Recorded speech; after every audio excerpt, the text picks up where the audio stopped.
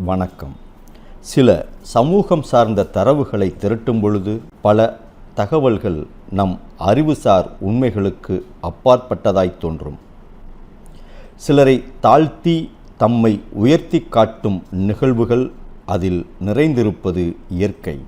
அதை காரணம் அறியாமல் மறைப்பதில் ஏதேனும் வரலாற்று பிழை வந்துவிடக்கூடாது என்ற முனைப்புடன் கிடைத்த ஆதாரங்களை அப்படியே தர முயற்சித்துள்ளோம். இது முதல் முயற்சி. இதில் உங்கள் கரங்களும் இணைந்தால் இன்னும் வளரும், விரியும்.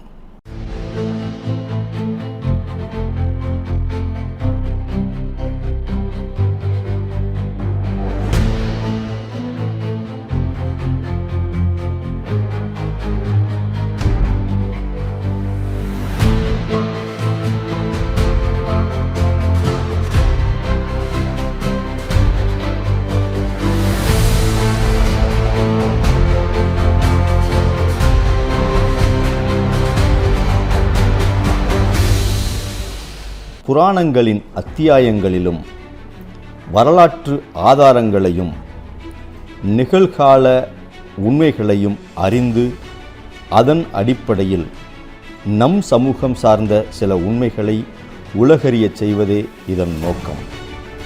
இந்த பெருமைக்குரிய செயலில் எங்களுக்கு உறுதுணையாய் நிற்கும் அனைத்து நல் உள்ளங்களுக்கும் நன்றி. ஸ்ரீ ராமச்சந்திர மூர்த்திக்கே பட்டாபிஷேகம் செய்து வைத்த பரம்பரை நம் பரம்பரை. இந்த பெருமைக்குரிய பரம்பரையின் மிக முக்கியமான ஒருவரை பற்றி நம் இனம் சார்ந்த குழந்தைகள் அறிந்து கொள்ள வேண்டியது அவசியம். அவர்தான் இந்த கார்காத்தார் இனத்தையே காத்தவர்.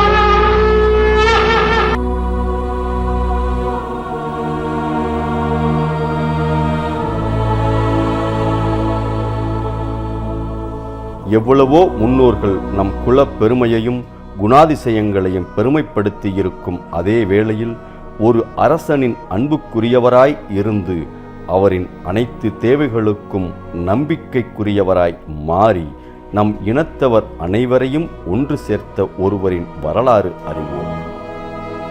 கார்காத்த வேளாளர் சமூகத்தைச் சேர்ந்தவர் வடமலையப்பன். கும்பகோணத்தில் பிறந்தவர். சிறு வயதிலேயே தந்தையை இழந்ததால் அவர்களுடைய சித்தப்பாவின் கண்காணிப்பில் வளர்ந்து வந்தார். ஒரு நாள் அவருடைய சித்தப்பாவுடன் ஏற்பட்ட மன வருத்தத்தால் வீட்டை விட்டு வெளியேறி திருவெண்ணெய்நல்லூரை அடைந்தார்.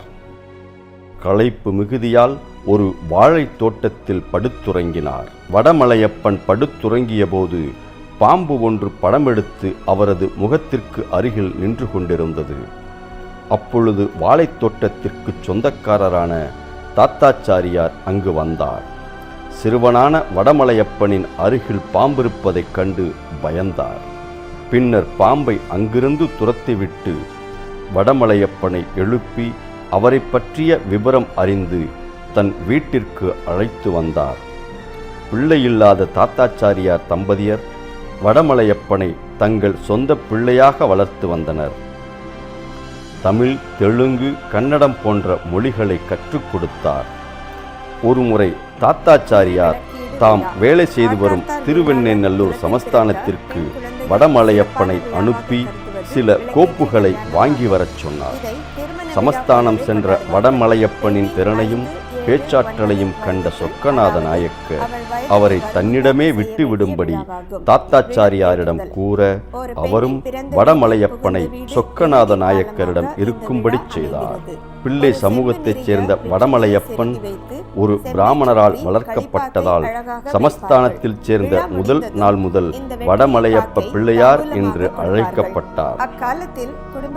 பிள்ளையார் என்பது பின்னர் காலப்போக்கில் பிள்ளை என்ற சுருக்கமான பெயராக நிலைத்தது.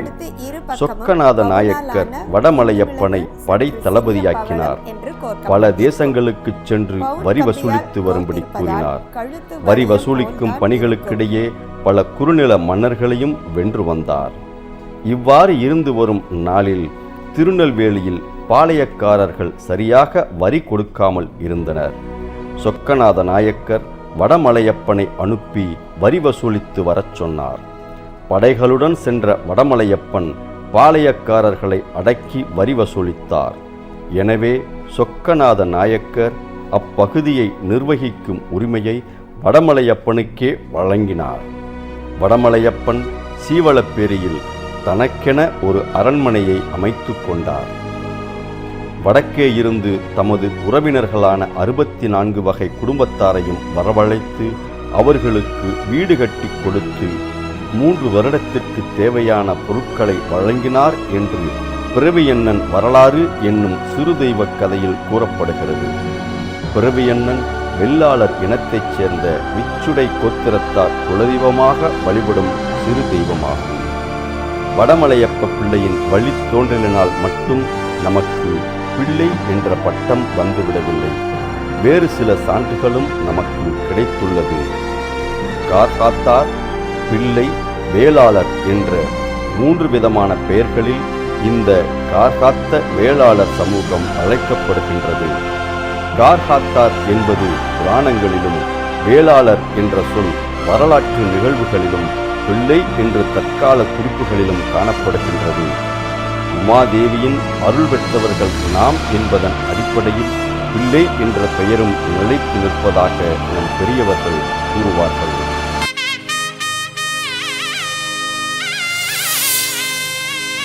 தெய்வ பக்தியை தமிழ்நாட்டில் வளர்த்தவர்கள் என்றால் அது 3 இனத்தவர்களை சொல்லலாம்.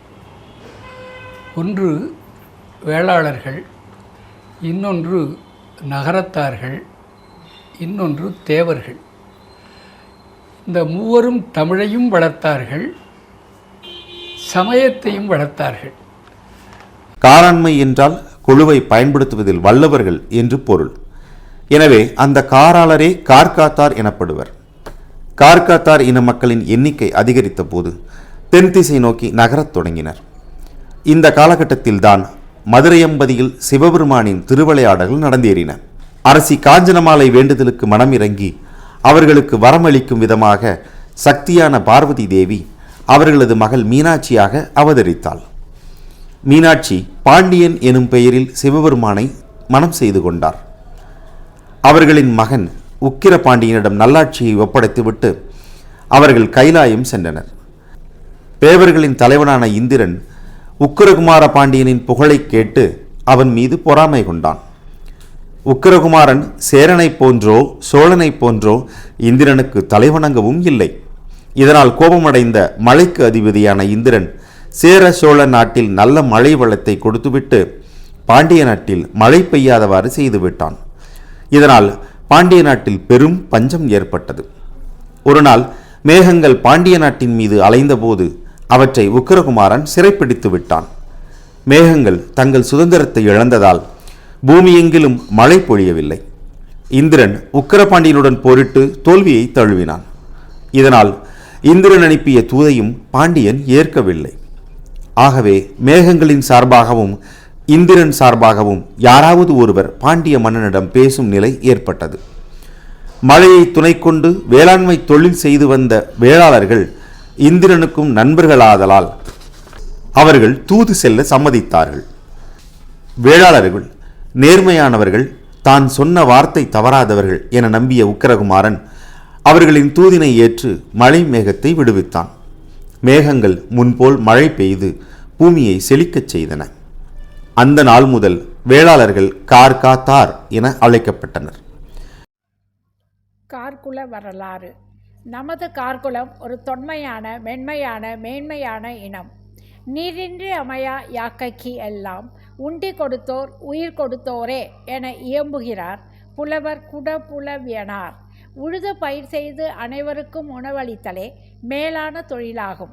அதனால்தான் உழுதுண்டு வாழ்வதற்கு ஒப்பில்லை என்றும் உழுவார் உலகத்திற்கு ஆணி என்றும் நீதி நூல்கள் கூறுகின்றன. மனித வாழ்விற்கு உயிர் காக்க உணவும் மானம் காக்க உடையும் இன்றியமையாதது. உணவு பயிரையும் பருத்தியையும் விளைவிப்பவர் வேளாளர்கள். சோழ நாட்டை சோழ வளநாடாக மாற்றிய பெருமைக்கு உரியவர்கள் இவர்களே. இச்சிறப்புமிகு கார்குல வரலாற்றினை குறித்த ஓர் சிறிய கண்ணோட்டம். அன்பு நான் ஒப்புரவு கண்ணோட்டம் வாய்மையோடு 5 சால்பு ஊன்றிய தூண் என்ற குறளின் வழிவாழும் இயல்பு கொண்டவர்கள் கார்காத்தார் ஆவர். வேளாண் தொழில் செய்தோர் மற்ற குடிமக்களுக்கும் உண்டி உரையில் தந்து உதவி செய்து வாழ்ந்ததால் வேளாண்மை என்ற சொல்லுக்கு உதவி செய்தல் என்னும் பொருள் கூறப்பட்டது. வேளாளர் என்பார் விருந்திருக்க உண்ணார். வேளாளர் என்பார் வல்லன்மையால் மிக்கிருக்கும் தாளாளர் ஆக்கூரில் தான் தோன்றி மாடமே என திருஞான சம்பந்த பெருமான் தேவாரத்தில் நம் குலத்தினை உயர்த்தி கூறியுள்ளார். வரலாற்று பாரம்பரியம் மிக்க சமூகமான கார்காத்தார் காராளர் என்றும் காரை காட்டார் என்றும் குறிப்பிடப்படுகின்றனர். உழுவித்தென்போர் உழுதுண்போர் என பிரித்து கூறப்படுகின்றனர். இவர்கள் அரசனுக்கு ஆலோசனை கூறுபவராக, நிலச்சுவான்தாரர்களாக, கிராமங்களுக்கு தலைவர்களாக, அரசனின் படை தளபதிகளாக இருந்துள்ளனர். வேள்பாரி என்னும் அடைமொழியினை பெற்று திகழ்ந்தனர். திவாகரம், அபிதான சிந்தாமணி ஆகிய நூல்கள் வேளாளரின் 10 கடமைகளாக ஆணை வழி நிற்றல், நாட்டு கடமையாற்றல், நலிந்தோரிடம் கருணை காட்டுதல், குற்றமற்ற தன்மை கொள்ளல், விடாமுயற்சியுடன் உழைத்தல், சுற்றம் போற்றல், வரிகளை முறையே செலுத்துதல், அனைவரிடமும் நல்லிணக்கம் கொள்ளுதல், ஒழுக்கம் உடையவராக இருத்தல், விருந்தினர்களை உபசரித்தல் என கூறுகின்றனர். சாப்பிடுதல். குழந்தை பிறந்து 16 நாட்கள் தாயும் சேயும் தனி அறையில்தான் இருக்க வேண்டும். அறை வாசலில் வேப்பிலை கொத்து சொருகி இருப்பார்கள். வீட்டில் இருக்கும் பாட்டி ஒருவர் அந்த அறையில் கூடவே இருக்கும் பழக்கம் உண்டு. மாமியாரும் உதவி செய்ய வந்து தங்குவதும் அவருக்கு பெண் வீட்டில் புடவை எடுத்து கொடுக்கும் பழக்கமும் முற்காலத்தில் உண்டு. பெண்ணின் மாமியார் பெண்ணின் அம்மாவிற்கு புடவை வாங்கி தரும் பழக்கம் சில ஊர்களில் உள்ளது. முதல் 2 நாட்கள் மிதமாக சுலபமாக செரிக்கக்கூடிய உணவு கொடுக்கப்படும். 3ஆம் நாளில் ரசம் சேர்ப்பார்கள். பின் பத்திய குழம்பு செய்து உருக்கிய நெய்யுடன் சாதத்தில் சேர்த்து பிசைந்து கொடுப்பார்கள். தொட்டுக்கொள்ள சுட்ட சோத்தப்பளம், பூண்டு சேர்த்து செய்த கத்தரிக்காய் கறி, சுரக்காய் பால் கூட்டு போன்றவை கொடுக்கப்படும். சாப்பிட்டவுடன் வெற்றிலை பாக்கு கொடுப்பதும் அவசியம். 16 நாட்களுக்குள் சிறிது சிறிதாக அனைத்து உணவையும் தருவது வழக்கம். 7ஆம் நாள் குழந்தைக்கு வேப்பம் காப்பு போடுவார்கள். தாயும் சேயும் நலமென ஊருக்கு உணர்த்த செய்யப்படும் சடங்கு. திருவிளக்கீடு விழா. கார்காத்தார் வேளாளர் குலத்தில் பிறந்த பெண் குழந்தைகளின் சிறப்பான விழாவாக கருதுவது விளக்கேற்றி கல்யாணம் ஆகும். இதை திருமண விழா போலவே கொண்டாடுவார்கள். பெண்ணின் 5, 7, 9 வயதுக்குள், அதாவது அவள் வயதுக்கு வருமுன்னர் செய்ய வேண்டிய விழாவாகும். விளக்கேற்றுதல். ஒரு பெண்ணின் பிறந்த வீடு, புகுந்த வீடு இரண்டின் பாலமாக இந்த விழா அமைகிறது. ஒரு செம்பு நிறைய வெற்றிலையை செருகி வைத்து செம்பை சுற்றி களிப்பாக்கை அழகாக வைப்பார்கள். விழா முடிந்ததும் இந்த வெற்றிலை பாக்கை தாம்பூலமாக கொடுப்பார்கள். அக்காலத்தில் குடும்பத்திற்கு என்று பாரம்பரியமான கோச்சுமணி இருக்கும். நடுவில் பெரிய பவளம், அடுத்து 2 பக்கமும் பவுனாலான குண்டுமிளகு சற்று சிறிய பவளம் என்று கோர்க்கப்பட்டிருக்கும். பவுன் கம்பியால் கோர்த்திருப்பதால் கழுத்து வளையம் போல்தான் இருக்கும். விளக்கேற்றி விழா செய்து கொண்ட பெண்ணின் பிறந்த வீட்டிலிருந்து பின்னிய திரிநூலும் பொங்கல் பணமும் பொங்கல் வரிசையாக வரும். விளக்கேற்றி கல்யாணம் விழா கொண்டாட என்ன காரணம்? முன்னொரு காலத்தில் பெண்ணின் மேல் ஆசை கொண்ட மன்னன் ஒருவன் இருந்தான். அவன் வயது வந்த பெண்களை அந்தப்புரத்தில் வைத்து மணந்து கொள்வானாம். ஆனால் அவன் திருமணமான பெண்களை தொடமாட்டான். மற்ற சமூகத்தினர் தங்களுடைய ஏனைய பெண்களை காப்பதற்காக ஒரு பெண்ணை அம்மன்னனுக்கு தாரை வார்த்து கொடுத்து விடுவார்களாம். ஆனால் கார்காத்தார் மட்டும் தங்கள் பெண்ணின் வாழ்க்கை இவ்வாறு அமைய விரும்பவில்லை. அதனால்தான் இப்படி ஒரு பொய்யான திருமணத்தை நடத்தி பெண்ணின் கழுத்தில் தாலி இருக்குமாறு செய்து தங்கள் குல பெண்களை காத்து பின்னர் முறையாக திருமணம் செய்து வைத்தனர் என்பது ஒரு செய்தி. சீர் செய்வது. பெண்ணின் தாய்மாமன் அல்லது மாமன் முறையுள்ள உறவுக்காரர் செய்வது வழக்கம். கோச்சுமணி தங்க குண்டுகளும் பவளம், பட்டுநூல் அல்லது தங்கச் சங்கிலியில் கோர்க்கப்பட்டிருக்கும். நடுவில் அம்மன் பொற்காசு பொறிக்கப்பட்டு கோர்த்திருக்கும். அகல் விளக்கு ஒன்றும் கைவிளக்கு ஒன்றும் அதற்குரிய 2 தட்டுகளும் கொடுக்க வேண்டும். பெண்ணிற்கு அணிவதற்கு பட்டுப்பாவாடை, சட்டை, தாவணி வேண்டுமானால் கொடுக்க வேண்டும். மற்றபடி மஞ்சள், குங்குமம், தேங்காய், வெற்றிலை பாக்கு, பழம், பூ போன்ற அவரவர் சக்திக்கு ஏற்றவாறு வரிசை வைக்க வேண்டும். 2 பூமாலைகள் வைக்க வேண்டும். திருவிளக்கீடு திருமணம். தேவையான பொருட்கள்: மஞ்சள் 5, குங்குமம், உதிரிப்பூ, பூச்சரம் 1 பந்து, மாலை 2, பெண் மாமன், சந்தனம், கோச்சுமணி, விபூதி, வெற்றிலை பாக்கு, வாழைப்பழம் மற்றும் எல்லா வகை பழங்களிலும் ஒவ்வொன்று, நல்லெண்ணெய் தீபத்திற்கு, திரி, சூடம், தீப்பெட்டி, நூல்கண்டு, பித்தளை அல்லது வெள்ளி சொம்பு கலசத்திற்கு, சிவப்பு வஸ்திரம், மாலை, தேங்காய் 5, சாம்பிராணி, ஊதுவத்தி, பஞ்சபாத்திரம், மணி, சூடத்தட்டு, தூபக்கால், சிறிய கைவிளக்கு, துணை விளக்கு, பெரிய தட்டு 2, குத்து விளக்கு 2, தலைவாழை இலை 7, அரிசி 1 கிலோ, ஜமுக்காலம், சீர்வரிசை பொருட்கள்: நெய்யுடன் சுக்கு, நெய்க்கரண்டி, பால் காய்ச்சும் சட்டி, வெள்ளத்தூக்கு, வெங்கல பானை, பெண்ணுக்கு பட்டாடை, நகை. நிகழ்முறை: முதலில் மாக்கோலம் இட வேண்டும். கோலம் காய்ந்த பின் பெண்ணும் மாமனும் அமர ஜமுக்காலம் போட வேண்டும். எதிரில் 2 தலைவாழை இலை போட்டு அதில் ஒன்றில் அரிசியை இட வேண்டும். அரிசியின் மேல் கலசத்தில் நீர் விட்டு மாங்கொத்து செருகி மஞ்சள் தடவிய தேங்காய் மீது 5 புறமும் குங்குமம் வைத்து அதனை கலசத்தின் மேல் வைக்க வேண்டும். 2 குத்து விளக்கினை இருபுறமும் ஏற்றி வைக்க வேண்டும். கலசத்தின் எதிரில் உள்ள மற்றொரு தலைவாழை இலையில் அரிசியிட்டு அதன் மேல் மஞ்சள் பிள்ளையார் பிடித்து பொட்டு வைத்து பூச்சூட்ட வேண்டும். அந்த இலையில் தேங்காய், வாழைப்பழம், வெற்றிலை பாக்கு வைக்க வேண்டும். அதன் அருகில் மாமன் சீர்பொருட்கள் கொண்டு வந்து வைக்க வேண்டும். அதன் பிறகு பெண்ணிற்கு பூச்சரம் அணிவித்து அழைத்து வந்து ஜமுக்காலத்தில் அமரச் செய்ய வேண்டும். மணப்பெண் சபையினரை வணங்கி அமர வேண்டும். விநாயகர் வழிபாடு செய்தல் வேண்டும். தாய்மாமா அல்லது அம்மா வழி தாத்தா அவர்கள் வைத்துள்ள வரிசையிலிருந்து புத்தாடை எடுத்து பெண்ணுக்கு கொடுக்க வேண்டும். பெண்ணின் பெற்றோர் தாய்மாமனுக்கும் மாமிக்கும் புத்தாடை அளிக்க வேண்டும். ஒரு கைப்பிடி மண்ணை பிடித்து வைத்து அதில் குடும்ப தெய்வம் இருப்பதாக பாவனை செய்து அதன் முன் 5 தலைவாழை இலைகளில் மணப்பொங்கல் இடுவர். மணப்பெண் முன்னோர் வழிபாடாக கற்பூர ஆரத்தி எடுத்து பின் புத்தாடை உடுத்தி வருவாள். ஜமுக்காலத்தில் வந்து அமர்ந்தவுடன் மாமன் தான் கொண்டு வந்துள்ள மாலையை அணிவிக்க பெண்ணின் பெற்றோர் தாய்மாமனுக்கும் உரிய மாலையை அணிவிப்பார். புதிய வெள்ளி விளக்குக்கு பொட்டு வைத்து நெய் ஊற்றி விளக்கினை ஏற்றி மலரால் அர்ச்சித்து வழிபட வேண்டும். திருவிளக்கு வழிபாட்டு பாடல் பாடுவது விசேஷம். பின்னர் விளக்கை ஓர் தட்டில் வைத்து பெண்ணின் கையில் கொடுத்து மாமி துணை வர படையலை அவளின் வயதுக்கேற்ப 7 அல்லது 9 முறை சுற்றி வர வேண்டும். ஒவ்வொரு சுற்றின் முடிவிலும் மாமன் ஒரு கரண்டி நெய்யிட வேண்டும். சுற்றி முடித்த பிறகு பெண்ணை மாமனுக்கு அருகில் உட்கார வைத்து மாமன் பெண்ணிற்கு கோச்சுமணியை அணிவிக்க வேண்டும். அப்போது கெட்டிமேளம் முழங்கப்படும். பின்னர் பெரியவர்கள் விபூதி பூசி நல்வாழ்த்து கூறுவர். பரிசு பொருள் பணம் வழங்கப்படும். நல்ல நேரம் முடியும் முன் ஆலம் சுற்றிவிட வேண்டும். பின் உற்றார் உறவினர் அனைவருக்கும் நல்விருந்து வழங்கப்படும். முன்காலத்தில் கோச்சுமணி அப்பெண்ணிற்கு கல்யாணமாகும் வரையில் கழுத்திலேயே இருக்கும். இப்போதெல்லாம் அது கிடையாது. திருமணம் முடிந்த பிறகு வரிசையுடன் திருவிளக்கு ஏற்றிய விளக்கினையும் பெண்ணிற்கு வரிசையாக கொடுக்கப்படும். பிறகு ஒவ்வொரு பொங்கல் வரிசையில் பின்னல் போட்ட திரி, நெய் அம்மா வீட்டிலிருந்து வரிசையாக கொடுக்கப்படும்.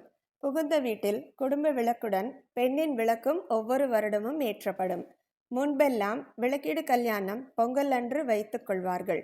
அதற்கு பிறகு புதுமனை புகுவிழாவின் போதும் வீட்டில் கல்யாணம் வரும்போது அதனுடன் சேர்த்து விளக்கீடு கல்யாணம் வைப்பது வழக்கமாகும். மஞ்சள் நீராட்டு விழா, பூ புனித நீராட்டு விழா.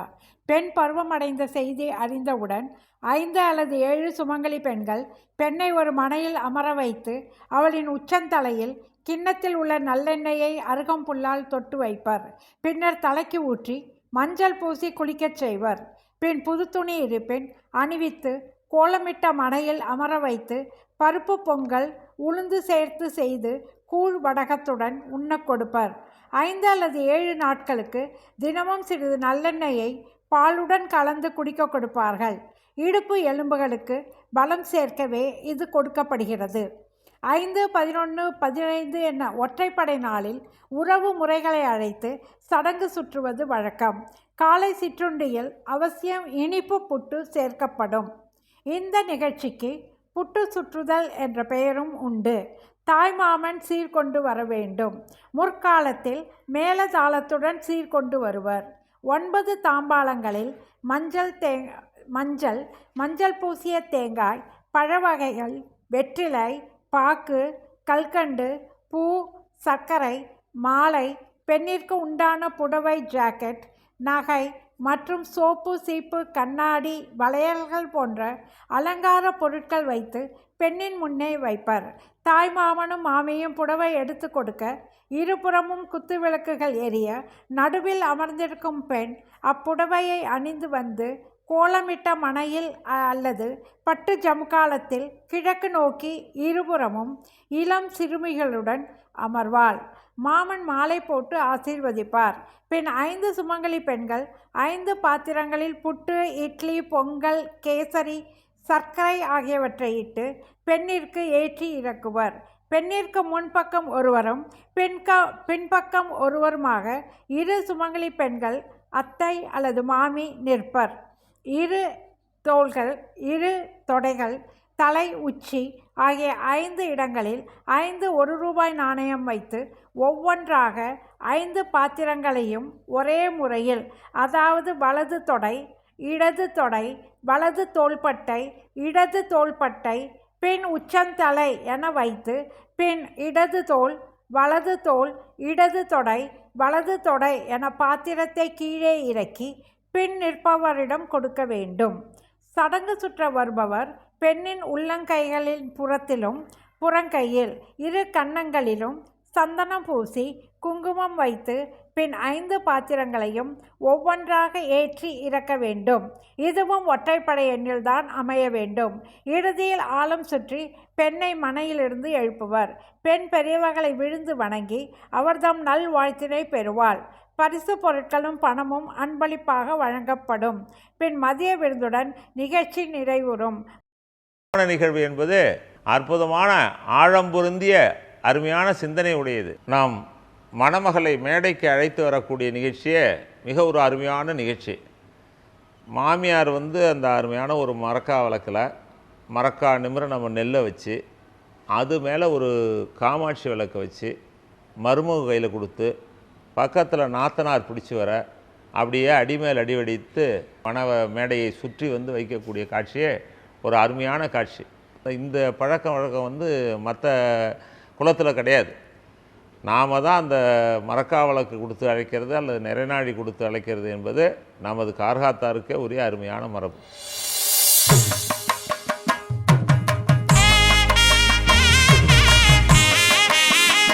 நம்மள்கிட்ட மட்டும்தான் மணப்பொங்கல் வழிபாடு, அது பையனாக இருந்தாலும் சரி பொண்ணாக இருந்தாலும் சரி, மேடையில் 5 இலைகளை இட்டு அழகாக வழிபாடு செய்யக்கூடிய அந்த பாங்கு இருக்குது.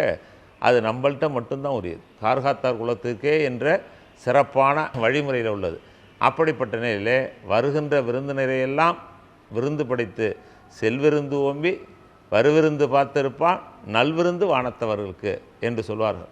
அந்த வகையில் விருந்து படைப்பதற்காகவே அதற்கு முன்னதாக நிறைநாழி கொடுத்து அழைத்தல், விதை நெல்லை கொடுத்து அழைச்சிட்டு வருவது மாதிரி அந்த மரக்கா வழக்கில் நிறைந்த மனதோடு அந்த மருமகளை அழைத்து வருவதும் வந்தவர்களுக்கு விருந்து படைப்பதும்.